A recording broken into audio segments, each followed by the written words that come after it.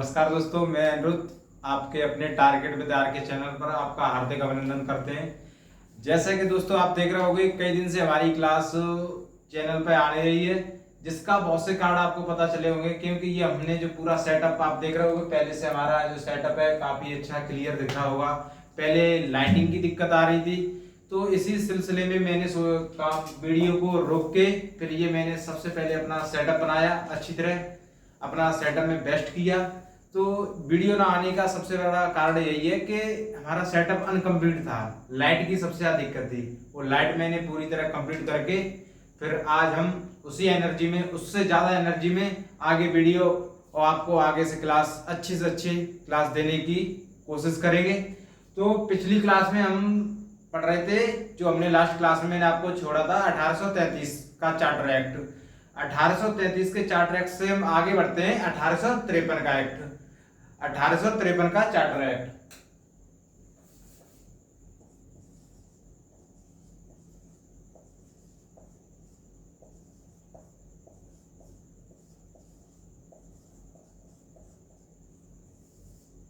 आज हम इसी को पढ़ेंगे, 1853 का चार्टर एक्ट।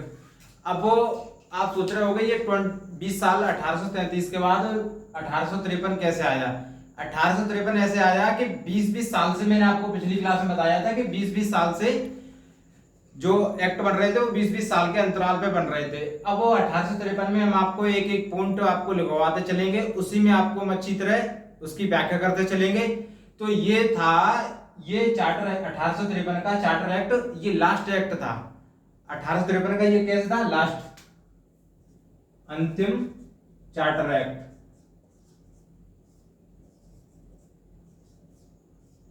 चार्टर एक्ट या अधिनियम,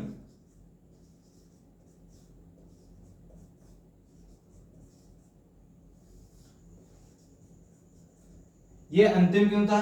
ये अंतिम इसलिए था कि ब्रिटिश सरकार ने, ब्रिटिश संसद ने इसमें कुछ भी ऐसा मेंशन नहीं किया था कि आगे भी कुछ आएगा। जैसे जो लास्ट, जैसे 1833 का एक्ट आया था, 1833 से उसमें ये था कि ये 20 साल के लिए, तो इसमें कोई टाइम की लिमिट नहीं थी, मतलब समय नहीं दिया गया, नो टाइम मतलब समय नहीं दिया गया, समय मेंशन नहीं था,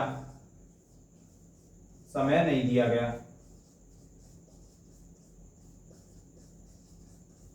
इसमें समय नहीं दिया गया कि समय मतलब कि 20 साल के लिए आएगा, 30 साल के लिए आएगा, ऐसा कुछ नहीं था। और इसमें बहुत से बदलाव किए गए, हम आगे आगे उसको बदलाव को आपको एक एक बताते चलेंगे। कि इसमें जो कंपनी पहले काम कर रही थी 6 लोगों से थी कंपनी, 6 मतलब कंपनी में गवर्नर जनरल और उसकी परिषद थी। फिर इसी में 6 नए सदस्य और जोड़ दिए गए, 6 नए सदस्य जोड़ दिए गए, उससे कितने हो गए? 12 सदस्य। तो आगे हम उसी को बताते हैं कि कंपनी में भारत सरकार पर, वो ब्रिटिश सरकार भारत में, पूरे भारत में हुकूमत कर रही थी। हुकूमत करने के साथ साथ भारत ये तो नहीं कि छोटा सा हो, तो कंपनी को लगने लगा, ब्रिटिश सरकार को लगने लगा ये कि भारत में अब और भी लोगों की जरूरत पड़ रही है। भारत में और भी लोगों की जरूरत पड़ने के साथ साथ इन्होंने नए 6 सदस्य छोड़े, नए 6 सदस्य जोड़े। और उसके बाद इन्होंने प्रशासनिक कार्य और जो विधायी प्रशासनिक कार्य और विधायी कार्य को इन्होंने अलग अलग कर दिया। प्रशासनिक कार्यों को और विधायी कार्यों को अलग अलग कर दिया गया।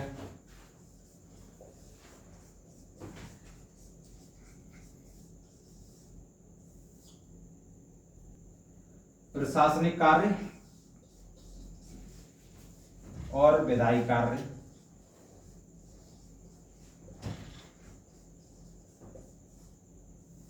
विधायी कार्यों को अलग किया।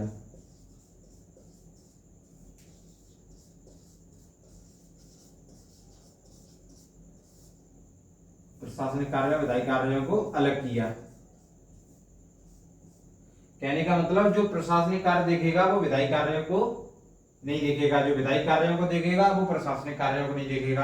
अब प्रशासनिक कार्य में क्या, प्रशासनिक कार्य और हम विधायी कार्यों को आपको समझा देते हैं, दोनों में डिफरेंस क्या है। विधायी कार्यों को नियम कानून बनाना, किसी भी चीज के लॉ बनाना, किसी भी चीज का कानून बनाना,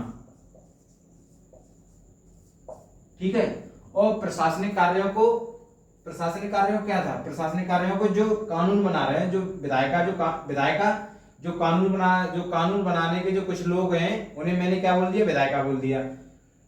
तो अब जो प्रशासनिक कार्य है, जो कानून को अप्लाई कर रहे हैं, आप सिंपल एग्जांपल से ऐसे समझ सकते हो, जैसे अपनी संसद है, भारत की संसद है, वो कानून बनाती है, वो लॉ बनाती है, उसे बोलते हैं विधायिका। अब जो अपने डीएम है, एसडीएम है, वो क्या है, वो प्रशासनिक अधिकारी है। वो कौन है, प्रशासनिक अधिकारी। वो क्या करते हैं, जो संसद ने कोई कानून भेजा उसे लोगों पे अप्लाई करना, वो कौन से काम होते हैं, वो प्रशासनिक अधिकारी, उन्हें बोलते हैं प्रशासनिक अधिकारी। तो वो कौन से काम देखते हैं, प्रशासनिक कार्य देखते हैं। और जो हमारे नेता मंत्री वो क्या देखते हैं, विधायिक कार्य। तो इन दोनों कार्यों को उन्होंने क्या कर दिया, दोनों कार्यों को अलग अलग कर दिया गया। आगे हम देखते हैं इसमें कि इन्होंने पहले कितने थे, एक पॉइंट और आपको बताते हैं। जो पहले उसमें लॉ मेंबर आया था, एक लॉ सदस्य आया था, लॉर्ड मैकाले। कौन आया था, लॉर्ड मैकाले, 1833 में। 1833 में कौन आया था, 1833 में लॉर्ड मैकाले आया था। ये पहले क्या था, अस्थाई था। और 1853 के चार्टर एक्ट में इसे क्या कर दिया गया, परमानेंट, इसे क्या कर दिया, स्थायी। ठीक है। अब आगे हम देखते हैं कि मैंने आपको बताया था कि प्रशासनिक कार्य और विधायिक कार्यों को अलग अलग कर दिया। अब इसको अलग अलग करने के बाद इन्हें लोगों की और ज्यादा लोगों की जरूरत पड़ेगी। अब लोगों की जरूरत पड़ेगी तो उन्होंने 6 सदस्य और भेज दिए। 6 सदस्य भेज दिए, तो 6 सदस्य गवर्नर जनरल और उसकी परिषद, और 6 सदस्य और भेज दिए। तो टोटल मेंबर कितने हो गए, टोटल मेंबर हो गए 12, टोटल मेंबर हो गए 12। तो अब 12 मेंबर पूरे भारत देश को चलाएंगे। 12 मेंबर मिलके पूरे भारत देश पे राज करेंगे। आगे बताते हैं, आप ये हमारे साथ नोट करते रहें।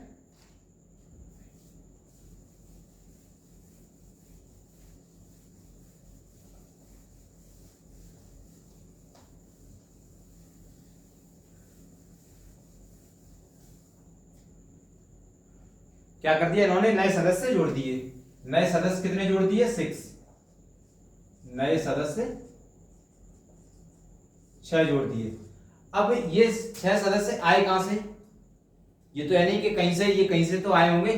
तो नए सदस्यों में सबसे पहले आप देखोगे कि जो सुप्रीम कोर्ट था कलकत्ता में, जो सुप्रीम कोर्ट था, वहां का जो चीफ जज, मुख्य न्यायाधीश एक वो, और एक बंगाल के न्यायालय का चीफ जज एक वहां से, एक दो, पहले हम बताते हैं आपको ये 6 कहां से आए। एक सुप्रीम कोर्ट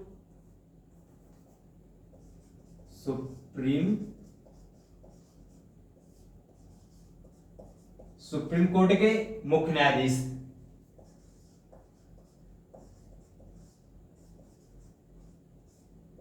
सुप्रीम कोर्ट के मुख्य न्यायाधीश, एक ये हो गए, एक बंगाल के न्यायालय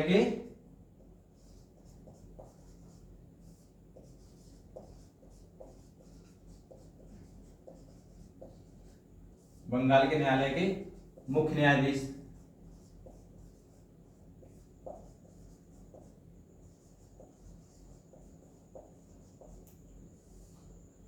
और 2 मेंबर ये हो गए। और 4 मेंबर कहां से आए, 4 मेंबर आए वो प्रेसिडेंसियों से आए। कहां से, प्रेसिडेंसी, 1 2 3। हाँ देखो कहां से आए, एक बंबई, ठीक है, एक मद्रास, एक बंगाल, ठीक है, और एक आगरा से। आप ये सुन रहे होगे कि प्रेसिडेंसी, आप सुन रहे होगे आगरा ये पहली बार कैसा है, प्रेसिडेंसियां कहीं थी, तो ये एक कहां से है, आगरा से। तो 6 मेंबर यहां से आए, 6 सदस्य यहां से आए, ठीक है। अब इसमें क्वेश्चन आ जाए कि 6 सदस्य कहां से आए, तो आप बता दोगे कि यहां से आए। जैसे ऑप्शन आ जाए कि 6 सदस्यों में से, इनमें से सदस्य, इन प्रेसिडेंसियों से सदस्य कौन सा नहीं आया, तो आप टिक कर दोगे। अब 6 सदस्य गवर्नर जनरल और उसकी परिषद, और 6 सदस्य ये हो गए, टोटल कितने हो गए, 12 सदस्य हो गए। अब 12 सदस्यों को मिला के टोटल बोला गया विधान परिषद। क्या बोला गया? भारत की विधान परिषद या केंद्रीय परिषद। क्या बोला गया?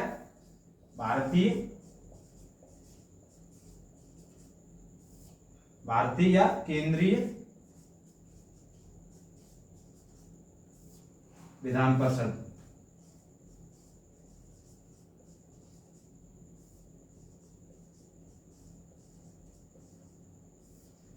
ठीक है, इसे 12 सदस्यों को क्या बोला गया?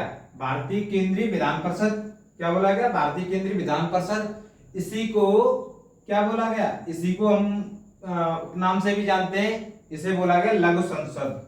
क्या बोला गया? लघु संसद।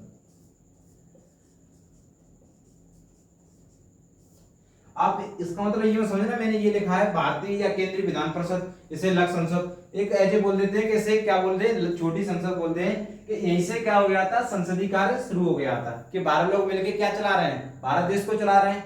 तो इसे क्या बोला गया? क्या बोला गया? लघु संसद। अब ये लघु संसद कैसे काम करती थी? लघु संसद ऐसे काम करती थी जैसे ब्रिटिश संसद, जैसे ब्रिटिश संसद काम कर रही है, इसी की तर्ज पे, इसी के बेस पे ये काम कर रही है, उसी की नकल पे ये काम कर रही थी। किससे काम? ये कहां से कैसे कार्य कर रही थी? लघु संसद ब्रिटिश संसद की तरह कैसे काम कर रही थी? ब्रिटिश संसद की तरह। ठीक है, और आगे में एक और इसमें जानकारी देते हैं कि यहाँ पे जो गवर्नर जनरल था, गवर्नर जनरल ऑफ इंडिया, मैंने आपको बताया होगा पिछले में, गवर्नर जनरल ऑफ इंडिया कैसे नाम पड़ा उसका, क्यों जरूरत पड़ी गवर्नर जनरल इंडिया बताने की? तो जो गवर्नर जनरल भारत का, गवर्नर जनरल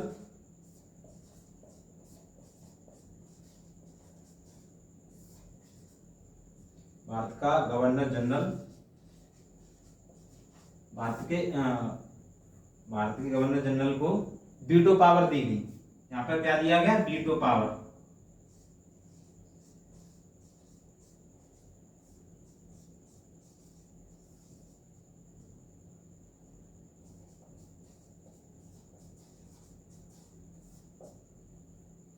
ठीक है, भारतीय गवर्नर जनरल को क्या दी गई? वीटो पावर दी गई। अब आप पूछ रहे होगे वीटो पावर है कौन सी वीटो पावर? जो ये आप सुनते होगे कि वीटो पावर नहीं है भारत देश पे। अब हम थोड़ी कुछ छोटे शब्दों में बता देते हैं वीटो पावर का मतलब, आगे समझेंगे अपनी क्लास में जब राष्ट्रपति पढ़ेंगे अपना। तो वीटो पावर का मतलब क्या है? वीटो का मतलब होता है निषेध करना, किसी भी चीज का निषेध करना यानी मना करना। तो अब वीटो पावर की क्यों जरूरत पड़ी? क्यों 12 सदस्य हो गए, अगर गवर्नर जनरल की नहीं चलेगी, अगर गवर्नर जनरल के और मेंबर्स और गवर्नर जनरल के और जो मेंबर है उनसे अगर मतभेद है तो वो गवर्नर जनरल के किस में जाएंगे? विपक्ष में जाएंगे। अब विपक्ष में जाएंगे तो कोई एक्ट, कोई नियम बनाना हो तो गवर्नर जनरल की क्या चलेगी नहीं, गवर्नर जनरल की। तो उसे दे दिया गया वीटो पावर, वीटो पावर दी गई। अब वीटो पावर के साथ साथ अब उसे कोई नियम नहीं आ रहा तो क्या कर देगा? निषेध कर देगा। इससे क्या हो गया? Veto power. आगे हम और बताते हैं, आप ये नोट करो।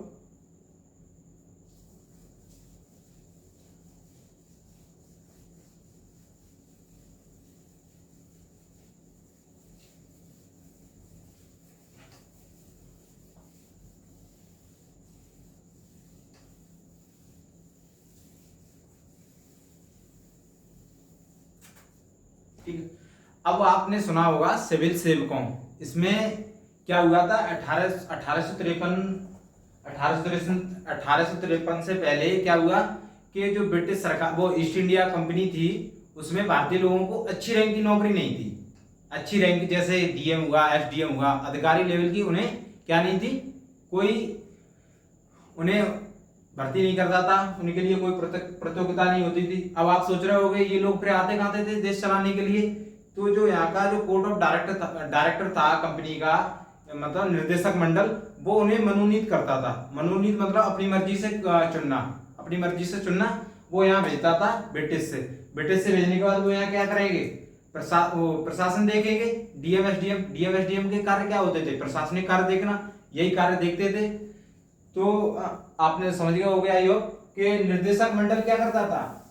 निर्देशक मंडल पहले मनोनीत करता था किन्हें? डीएम एसडीएम को। आपको चलो ये मैंने बता दिया, आप ये पॉइंट लिख भी लो साथ में। निर्देशक मंडल क्या करता था? मनोनीत करता था इससे पहले।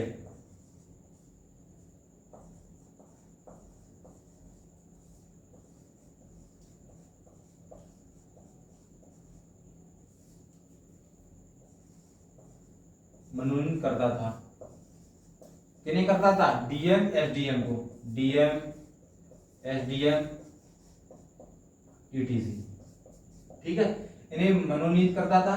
तो अब ये क्या कर दिया 1853 में ये खत्म कर दिया गया। जो निर्देशक मंडल होते थे, अब इन्होंने क्या कर दिया, मनोनीत जो करते थे वो क्या कर दिया, खत्म कर दिया। तो अब क्या किया गया, 1853 के लिए खुली प्रतियोगिता रखी गई, भारतीयों के लिए क्या रखी गई, खुली प्रतियोगिता। तो सिविल सेवकों, इन्हें क्या बोलते हैं, सिविल सेवकों के लिए क्या की, खुली प्रतियोगिता रखी गई।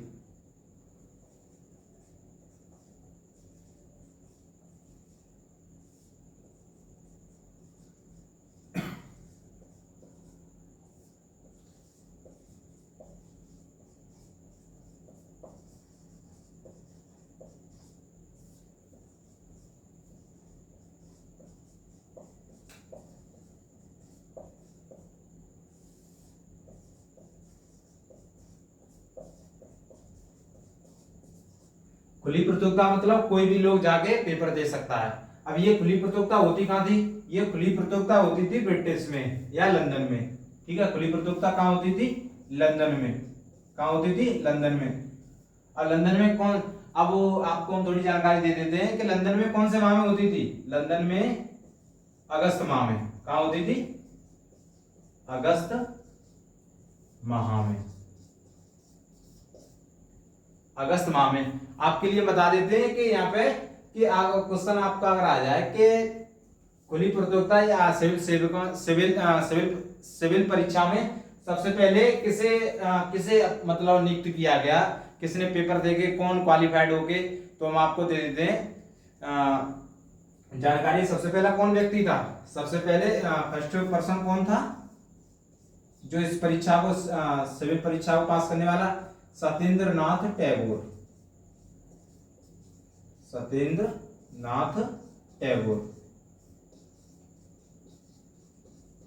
कौन था, यही रविंद्रनाथ टैगोर के भाई थे। कौन थे, सत्येंद्रनाथ टैगोर। आप सोच सकते हो ये लोग कितने काफी पढ़े लिखे होंगे उस टाइम भी, देख रहे हो पहला व्यक्ति है जो सत्येंद्रनाथ टैगोर ने जो सिविल सेवा परीक्षा पास करके और ज्वाइन की। और आप थोड़ा इतना ही ठीक है, आपको देना चाहे तो ये पहली पोस्टिंग इनकी बॉम्बे प्रेसिडेंसी में हुई थी, अहमदाबाद में, ठीक है, बट वहां से क्वेश्चन नहीं आएगा तो कोई बात नहीं।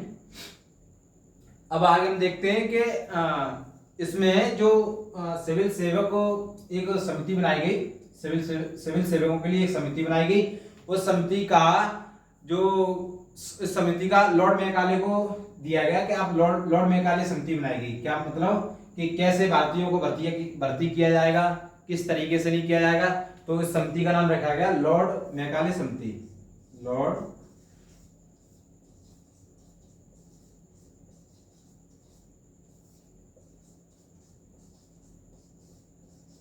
ये कब बनाई गई, ये 1854 में बनाई गई। कब बनाई गई, 1854 में।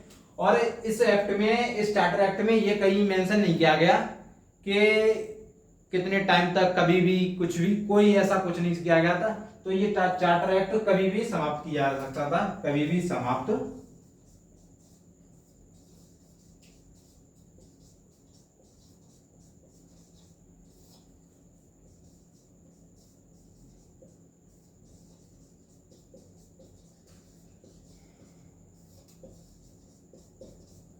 ठीक है, इससे बाहर क्वेश्चन नहीं जाएगा, इससे पीसीएस से बाहर क्वेश्चन नहीं जाएगा। हम उसी हिसाब से आपकी क्लास लेके आगे चलते चले जा रहे हैं कि आप पीसीएस तक, इसमें पीसीएस प्री तक पॉलिटी से क्वेश्चन इससे बाहर नहीं जाए। हम इस हिसाब से आपकी क्लास को आगे बढ़ाते चले जा रहे हैं। और आगे हम इससे आपको क्वेश्चन करते हैं 1853 के चार्टर एक्ट से कुछ क्वेश्चन करते हैं आपका, जिससे माइंड से रिकॉल हो जाएगा, याद आ जाएगा। आगे हम इसी को देखते हैं। आपको क्वेश्चन पूछते हैं कोई 2-3, आप उसका जवाब दें, कमेंट करें।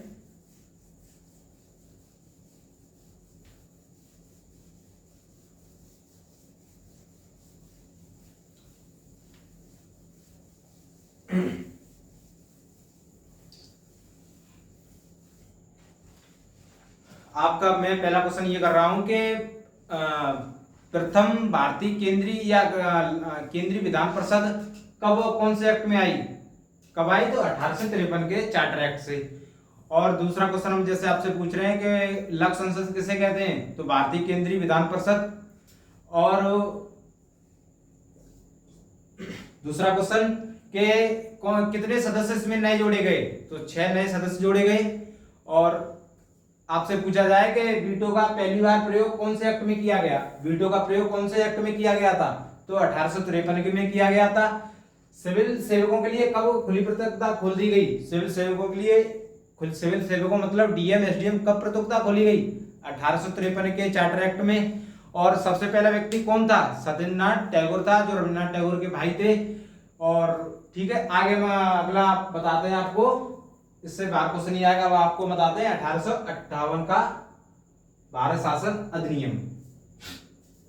आगे हम पढ़ाते हैं आपको 1858 का भारत शासन अधिनियम।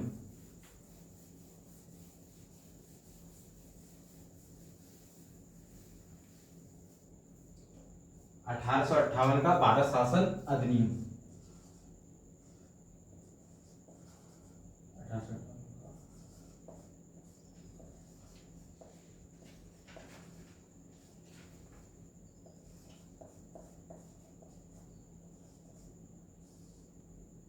1858 का भारत शासन अधिनियम। अब ये 1858 का भारत शासन अधिनियम एकदम जरूरत कैसे पड़ी लाने को, आपने अभी देखा होगा कि 1853 का हम पढ़ रहे थे, अब ये 5-6 साल बाद ये क्या आ गया, तुरंत ये क्या आ गया, 1858 का भारत शासन अधिनियम। ये इस वजह से आया, 1857 में क्या हो गया था, विद्रोह हो गया था, विद्रोह हो गया था। तो विद्रोह होने की वजह से ब्रिटिश सरकार ने विचार किया एक एक्ट भारत शासन पर अधिनियम करने के लिए। तो उन्होंने सबसे पहले हम बताते हैं कि उन्होंने एक शीर्षक रखा, उस शीर्षक का नाम रखा, शीर्षक का नाम रखा था इन्होंने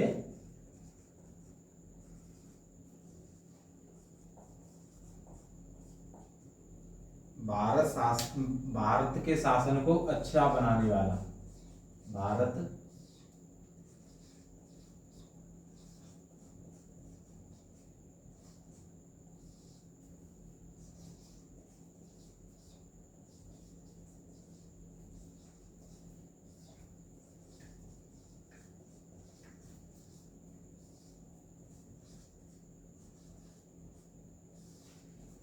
इन्होंने क्या क्या रखा था, भारत के शासन को अच्छा बनाने वाला। ये अंग्रेज इतने तेज थे कि इन्होंने नाम में ये ऐड कर दिया कि भारत के शासन को हम अच्छा बनाएंगे। इन्होंने क्या ऐड कर दिया कि हम भारत के शासन को अच्छा बनाएंगे। अब आगे अब इसी को आपके सामने हम इसे बताएंगे कि कैसे क्या हुआ।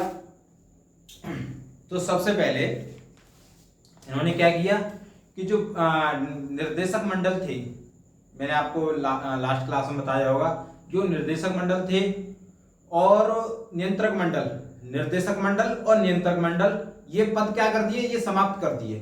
पद का मतलब ये चीज जो कंपनी में जो इंटरफेयर कर रही थी, जो भारत पर शासन करने के लिए जो इंटरफेयर कर रही थी, इन्होंने क्या कर दिया, उसे खत्म कर दिया उस चीज को, कि आप भारत पर कोई भी चीज हस्तक्षेप नहीं करोगे। तो नियंत्रक मंडल और निर्देशक मंडल को समाप्त किया।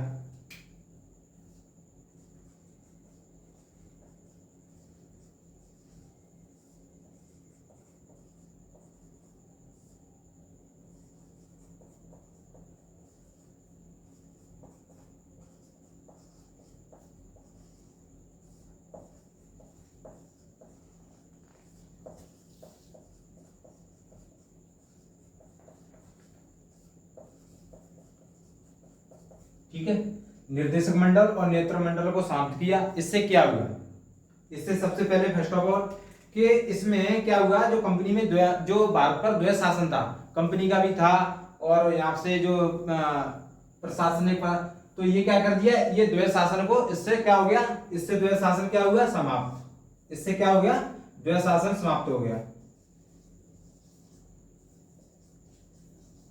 क्यों, दो लोग देख रहे थे, ठीक है, वो ब्रिटिश सरकार भी और ये ईस्ट इंडिया कंपनी के मेंबर, ये ईस्ट इंडिया कंपनी के मेंबर थे। इससे क्या हुआ, द्वैध शासन समाप्त हो गया। अब द्वैध शासन ईस्ट इंडिया कंपनी पर, ईस्ट इंडिया कंपनी, ये ईस्ट इंडिया कंपनी के थे। अब इससे क्या हुआ, द्वैध शासन समाप्त हो गया। अब वो भारत पर डायरेक्ट अधिकार किसका हो गया? ब्रिटिश संसद का। भारत पर डायरेक्ट किसका हो गया? ब्रिटिश सरकार का। भारत पर शासन किसका हो गया?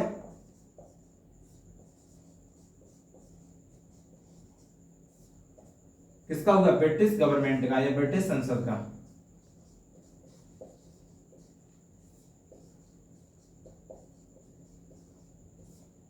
अधिकार हो गया। किसका हो गया? जो कंपनी थी इसको बीच से खत्म कर दिया, कंपनी को समाप्त कर दिया, ब्रिटिश संसद का अधिकार हो गया। कंपनी को क्या कर दिया? समाप्त कर दिया। अब जो निर्देशक मंडल और नियंत्रण मंडल को भी क्या कर दिया? समाप्त कर दिया। अब इतने बड़े भारत देश को कौन चलाएगा?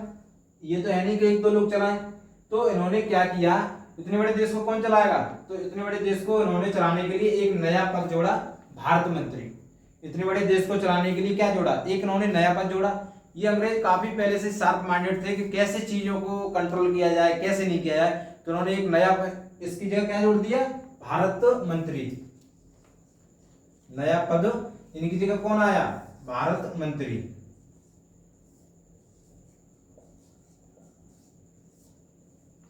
कौन आया? या फिर ऐसे बोल सकते हैं भारत सचिव।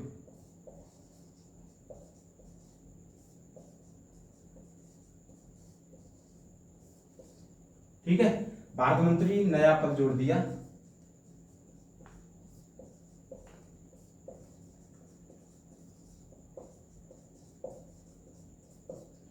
अब आप सोच रहे होंगे ये भारत मंत्री आया कहां से? ये आया ब्रिटिश कैबिनेट मिनिस्टर से, ब्रिटिश मंत्रिमंडल से। ये कहां से आया? ब्रिटिश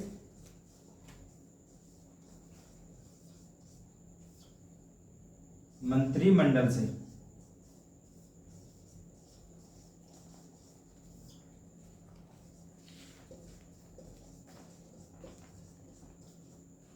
ये कहां से आया? ब्रिटिश मंत्रिमंडल से आया। अब आप सोच रहे होंगे ये भारत मंत्री ये अकेला तो चलाएगा नहीं इतने बड़े देश को। इसकी सहायता के लिए इन्होंने 15 नए सदस्य। तो ब्रिटिश मंत्री के लिए कितने जोड़े? 15 नए सदस्य। 15 नए सदस्य, इन्हें बोला गया परिषद। ठीक है, इसकी सहायता के लिए 15 परिषद जोड़े गए।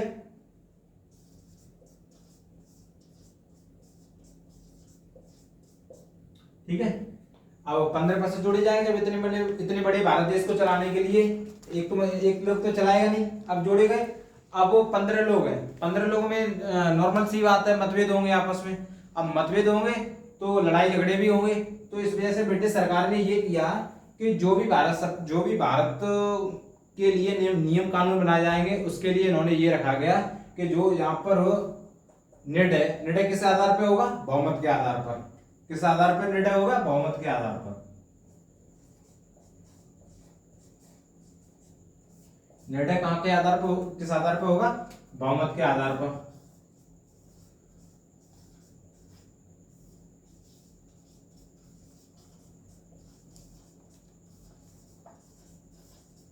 ठीक है, निर्णय किस आधार पर होगा? बहुमत के आधार पर होगा। तब तक आप ये नोट करो, हम आगे आपको बताते हैं, इसे साफ करते हैं।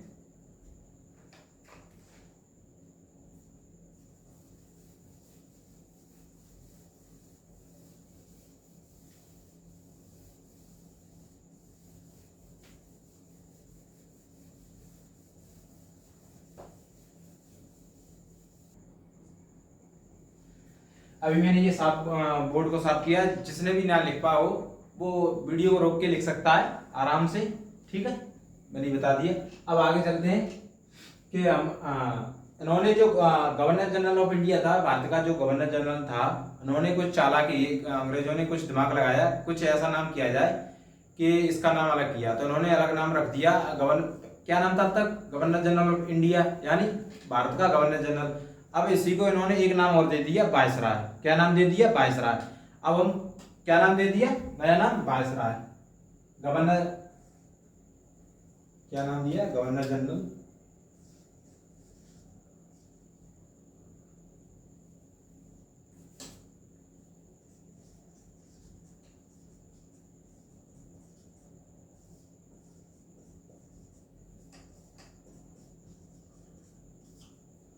वायसराय नाम दिया, वायसराय नाम दिया किसे दिया?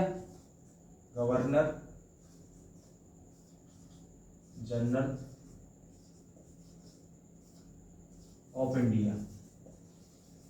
ठीक है, भारतीय गवर्नर जनरल को क्या नाम दे दिया? वायसराय। अब थोड़ा लोग ये जानते हैं कि वायसराय, थोड़ा मैं बता दें वायसराय का मतलब। वायसराय का मतलब होता है कि डायरेक्ट जो वहां का राजा था, क्राउन के अधीनस्थ एकदम, कि आप समझो जैसे क्राउन मतलब वहां का राजा ही शासन कर रहा है भारत पर। कौन कर रहा है? वहां का राजा। तो वायसराय कब होता था और गवर्नर जनरल कब होता था, वो भी बता दें आपको। वायसराय तब होता था जब ये भारत की जनता से मिले और भारत के राजाओं से मिले, उनसे भारत के राजाओं से संधि करे, भारत के राजाओं से कुछ भी XYZ, मतलब राजा ही बन के मिले, उनसे बराबर के ओहदा से मिले भारत के राजाओं से। इस वजह से इसका क्या नाम दिया गया? वायसराय नाम दिया गया। अब वो और भारत की प्रजाओं से मिले। अब गवर्नर जनरल कब होता था? जब वो ब्रिटिश में जा रहा है, ब्रिटिश के राजा से मिलेगा, ब्रिटिश की कैबिनेट में जाएगा, तब वो कौन होता था? गवर्नर जनरल होता था। आप ये समझ गए होंगे। अब वायसराय, अब सबसे पहले वायसराय कौन था? सबसे पहले वायसराय लॉर्ड कैनिंग।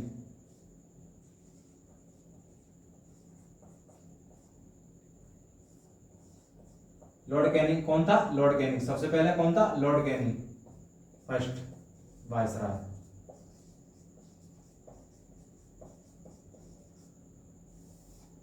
ठीक है, वायसराय का क्या काम था? वायसराय का भारत सचिव और भारत परिषद को अपनी वार्षिक रिपोर्ट देना। वायसराय का क्या काम होता था? वायसराय का काम भारत सचिव और भारत परिषद को अपनी रिपोर्ट देना, और भारत सचिव और भारत परिषद अपनी रिपोर्ट किसे देना?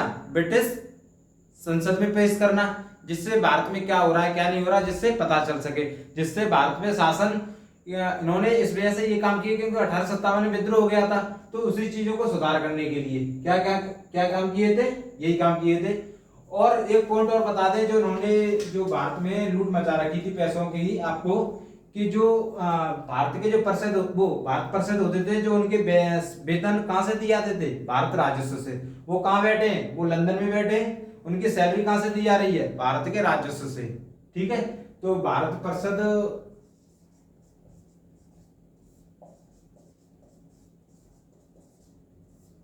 के वेतन कहां से दिए जा रहे थे? भारत राजस्व से।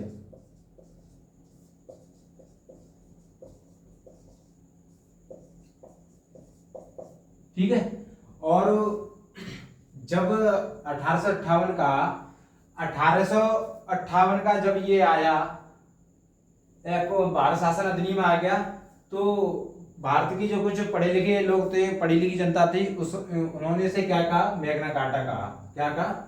भारत की पढ़ी लिखी जनता ने भारत की पढ़ी लिखी जनता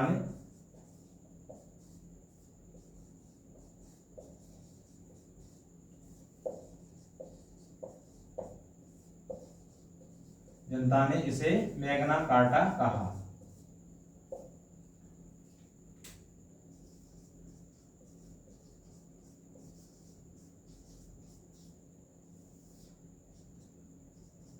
मैग्ना कार्टा कहा। ठीक है, अब मैग्ना कार्टा का सोच रहा होगा, मैग्ना कार्टा का मतलब क्या है? मैग्ना कार्टा का मतलब है अधिकार पत्र। क्या है? अधिकार पत्र।